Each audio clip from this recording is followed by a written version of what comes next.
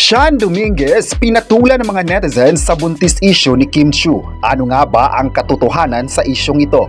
Ang buong detalye, alamin!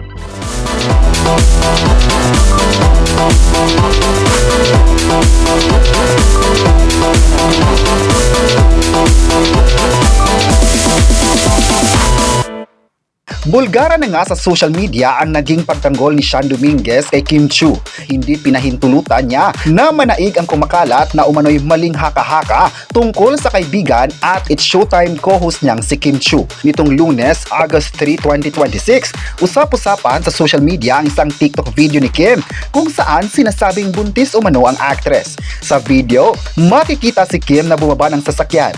Nakasuot siya ng puting blouse, pink pants at face mask. Sa bandang baywang niya ay may nakataling pink jacket. Mula dito ay napansin ng ilang netizen ang pagkakaroon di umano ng baby bump. Saad ng isang netizen, halatang preggy raw ito at yung buhok ay dry.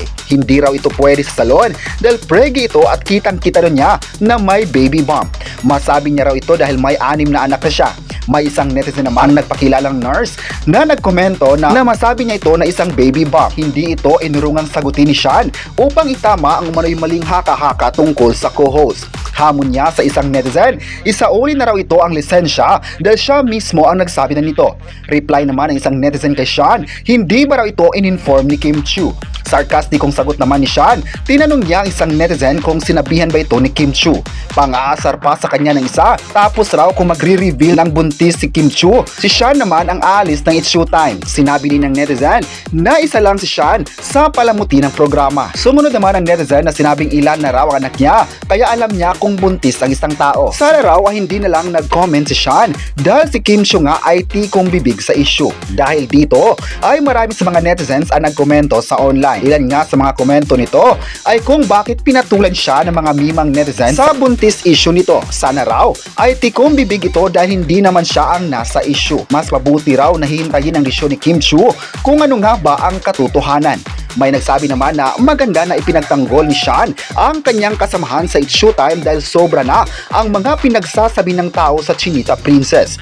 Sa online kasi marami ang gumagawa ng mga negatibong pahayag kay Kim dahil hanggang ngayon hindi nagsalita sa issue. May nagsabi naman na proud sila kay Shawn sa pagtanggol nito para malaman ng tao na walang katotohanan ang kuda ng mga mimang netizens. Sabi naman na masaya sila kay Kim Chiu dahil hindi pinatulan pa rin ang nagsilabasang mga issues sa kanya. Mas ipinakita niya na hindi niya papatulan ng mga ito. Sa kanyang social media account ay panay ang post niya sa mga workout videos at marami nga ang nagulat rito. Pero hindi naman kumbinsido ang mga tao sa naging post na ito ni Kim Chiu sa social media. Pero mas mainam pa rin na abangan ang magiging sagot ng kapamilya actress sa isyong ito at mas maganda kung mismong sa kanyang bibig nang galing ang mga revelasyon. Kayo, ano ang masabi nyo na ipinagtanggol ni Shawn si Kim Chiu? I-comment na kung paborito mo ba si Kim Chiu at huwag kalimutang i-subscribe ang ating YouTube channel.